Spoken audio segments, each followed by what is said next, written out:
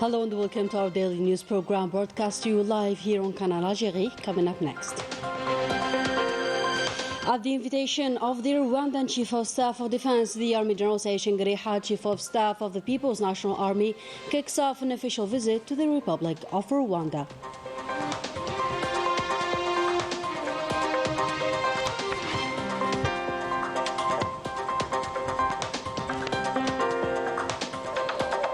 A few days ahead of the Gas Exporting Countries Forum, and today the focus is on the role of natural gas, a main source of electricity production in Algeria, a case in point in Amenas.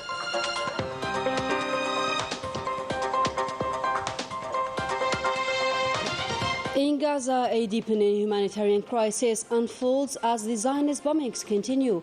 We will take stock of the situation there as the International Court of Justice begins its hearings.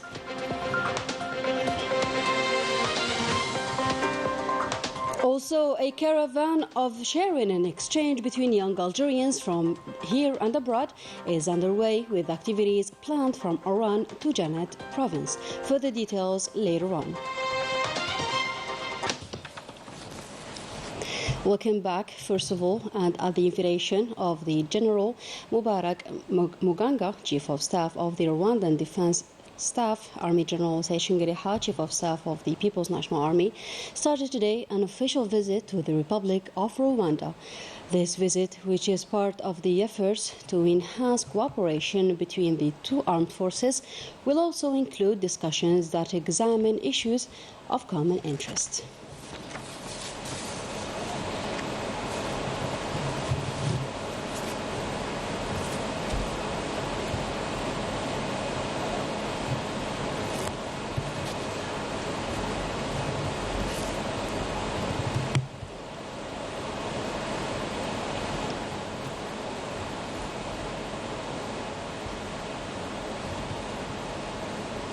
Upon his arrival to Kigali International Airport, the Army General Saïd Ngariha, Chief of Staff of the People's National Army, was welcomed by the General Patrick Karuritwa, the Director of International Military Cooperation at the Rwandan Defense Forces. During this visit, which aims to consolidate military cooperation between the two People's National Army and the Rwandan Armed Forces, the two parties will discuss issues of common interest.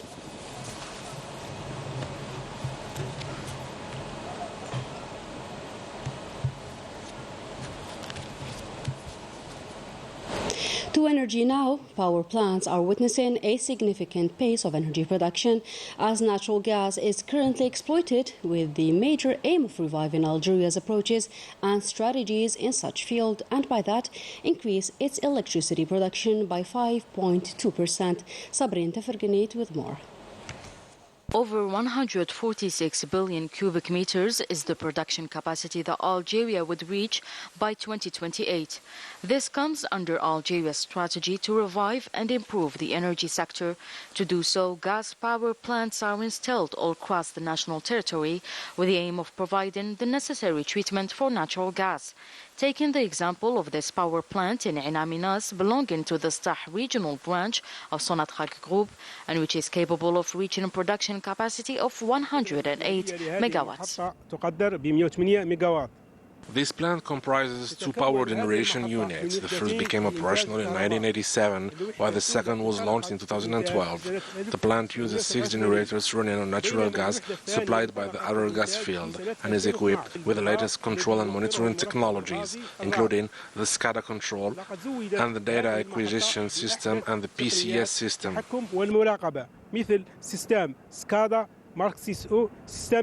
The power plant is operated and financed by liquefied natural gas revenues, providing by that electricity to several remote areas, including the regions of Ohanat and Timurulin.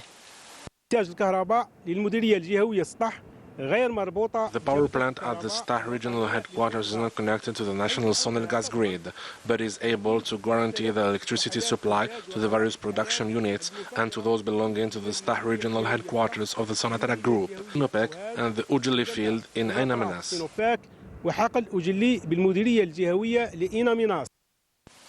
Starting from this year and until 2026, the gas power plant will increase Algeria's electricity production capacity by 5.2%, an important figure in the economy sector. Digital sovereignty tops the state's agenda, affirmed the communication minister on Monday.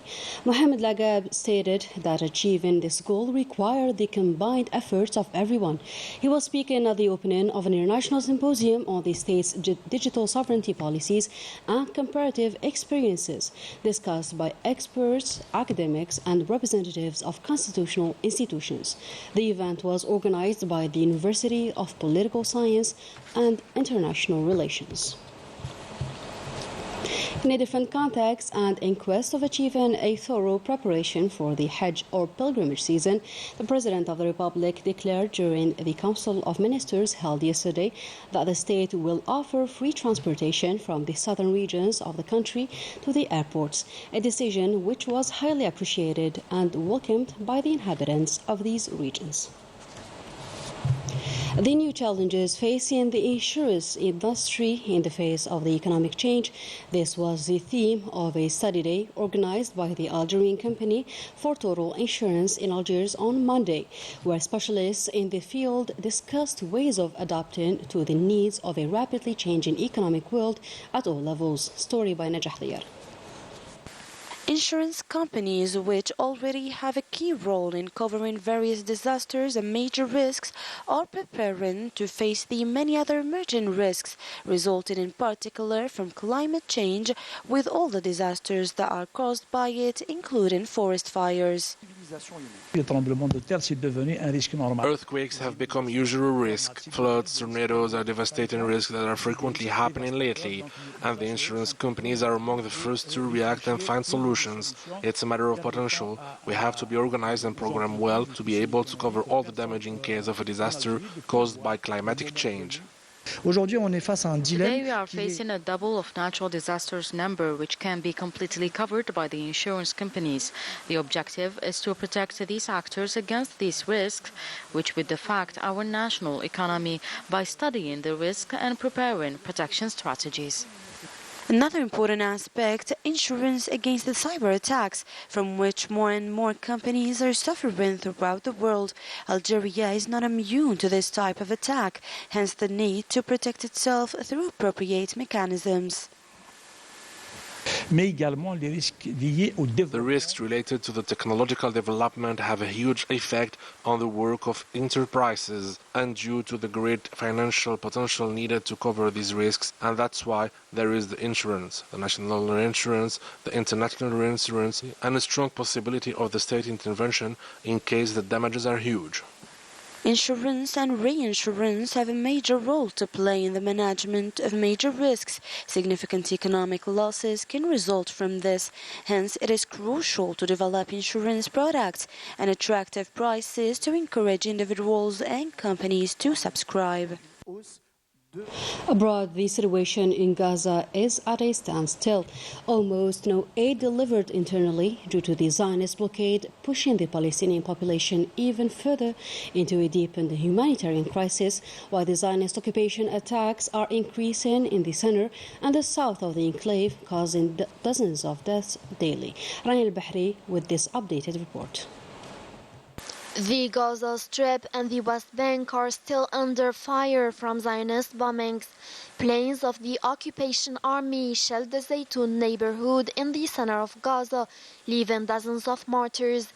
A significant number of victims are still under the rubble and on roads. While this latter is blocked in front of ambulances and civil defense teams to block them from helping the injured.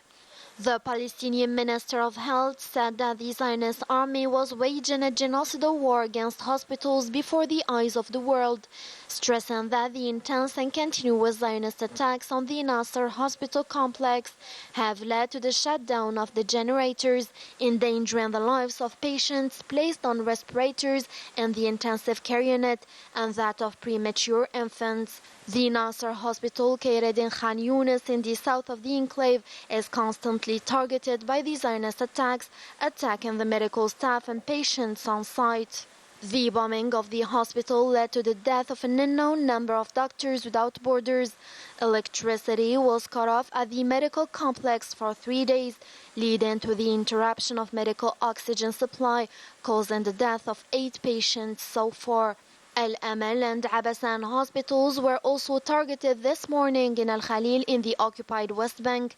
The Zionist army carried out a new incursion into the city center, attacking numerous residents and ransacking dozens of vehicles and property belonging to the Palestinians. A young Palestinian was killed by Zionist soldiers at the checkpoint in Nablus. And the International Court of Justice started today the public hearings devoted to the legal consequences regarding the criminal acts of the Zionist entity in the occupied Palestine. 55 legal teams and 50 countries will present their arguments to the judges of the ICJ. Yassine Hamdi explains. At the start of the public hearings devoted to the request for an advisory opinion on the legal consequences arising from the policies and the practices of the Zionist entity, the Palestinian Minister of Foreign Affairs and Expatriates, Riyad al-Maliki, said that the right to self-determination of the Palestinian people, victim of colonialism and apartheid, is non-negotiable, and the Zionist occupation has to be ended with no conditions. He called the International Court of Justice to put an end to the double-standard policy that allowed the Zionist entity to act in total impunity. Palestine was not a land without a people. It was not. As Israeli leaders have described it, a wasteland. There was life on this land. There was a political life. The United Nations enshrined in its charter the right of all peoples to self-determination and pledged to rid the world of the gravest breaches of this right, namely colonialism and apartheid. Yet, for decades, the Palestinian people have been denied this right. Each side will have 30 minutes to denounce the genocide and the practices of the Zionist entity in Palestine. A total of 55 legal teams will present their arguments for a week to the 15 judges of the International Court of Justice. The interventions will focus on the genocide against the Palestinian people and the legal consequences of the international violation by the Zionist entity since 1967. The experts believe that even if they won't be restrictive, the decisions of the International Court of Justice judges remain important. While the Zionist aggressions persist in Gaza, the Zionist aviation conducted this evening several raids in various regions in southern Lebanon, notably in Ghazia, Said al-Jabal, and even Adaysa. Yesterday, the regions of Nabatia, Aita Yarun were targeted, and as a result, many civilians were killed or injured, and families have been forced to flee their homes due to these raids. And an ordinary meeting of the Algerian consuls and general consuls in France regarding the improvement of consular services, also the preparations for the month of Ramadan, a period when all diplomatic and consular representations are called on to be fully mobilized. More details with Rania al-Bahri. What progress has been made? What challenges remain to be met in the context of improving consular services? This is one of the major axes of the ordinary meeting of Algerian consuls and consuls general in France, the first of its kind in this country. Monsieur le Président de la République. The President of the Republic is following this very closely. The national community abroad is close to his heart, and all the heads of the consular posts are at the forefront to implement the policy of our authority with regard to our fellow citizens. A diplomatic and consular representation are called upon to play a more social, cultural than administrative role in the sacred month of Ramadan. We as heads of consular posts will be required to organize the iftar meals during the month of Ramadan and cultural activities across France. The meeting was marked by a minute of silence in memory of the martyrs of the National Liberation War, a day after Shahid Day. I take this opportunity to greet all of our compatriots and to greet more particularly all who came to Paris to attend this meeting, and I salute them and pay them a vibrant tribute. A slogan, therefore, for a general consular mobilization in the service of the community. a wish expressed many times by our diaspora. And on the sidelines of the celebration and commemoration of the Shaheed or Martyr Day, the High Council of Youth, and in coordination with the Grand Mosque of Paris, organized a caravan for our nationals as they took the road from Oran province heading to Janet. More details on this initiative with Sabrin Tefrginit. Here in the heart of southern Algeria at Ihrir in the province of Janet, this caravan of 40 young people, including 19 locals and 21 members of the national community abroad, have experienced a journey of exploring and discovering the region's touristic and archaeological sites. Once in the Ihrir oasis, everyone couldn't help it but to get mesmerized by the sight.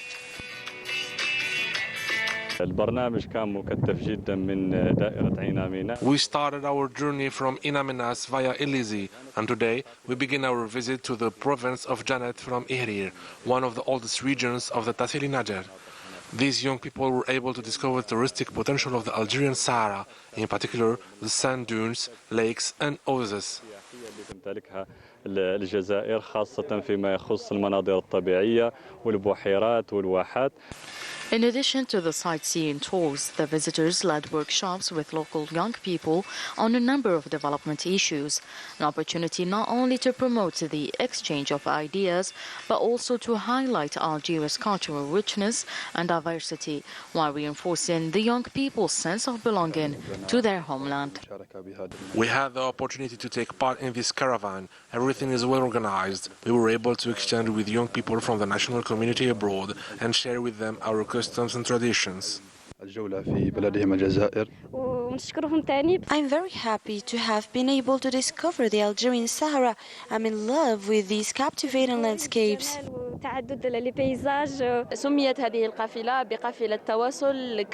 This caravan has been named Caravan for Exchanging, as it promotes intercultural dialogue between young Algerians, those from the diaspora abroad and those living in Algeria. These young Algerians experienced rich moments of exchange, sharing, built strong ties as they continued their journey to discover Algeria under the slogan, "Our homeland unites us."